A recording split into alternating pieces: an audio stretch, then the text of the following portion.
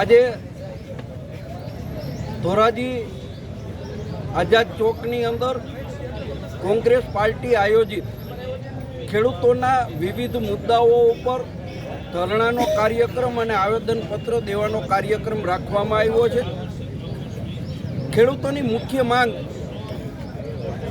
કે માવઠાના વરસાદને કારણે ખેડૂતોના ઊભા પાક મગફળી, સોયાબીન, કપાસ, ડાંગર આ તમામ પાકોને જે નુકસાન થયું છે એ નુકસાનીનું વળતર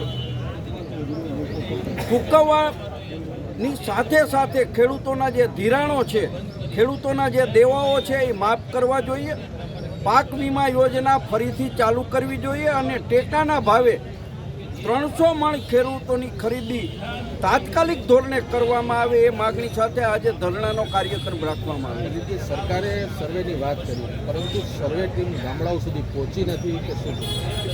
સરકાર પોતે અવઢવની સ્થિતિમાં છે. કૃષિ વિભાગ પહેલો પરિપત્ર કરે કે 20 દિવસની અંદર સર્વે પૂરો કરવો. રાજ્યના કૃષિ મંત્રી 7 દિવસમાં સર્વે પૂરો કરવાની વાત કરે. ગુજરાતના મુખ્યમંત્રી 3 દિવસમાં સર્વે પૂરો કરવાની વાત કરે. એટલે સરકાર વચ્ચે ક્યાંક ને ક્યાંક અસમજતાનું વાતાવરણ છે. સર્વે કરવાની કોઈ જરૂર નથી. રાજ્યના મંત્રીશ્રીઓ, રાજ્યના ભારતીય જનતા પાર્ટીના ધારાસભ્યો સૌ મીડિયા સામે આવીને ખેડૂતોને નુકસાની થઈ ગયાની વાત કરે છે.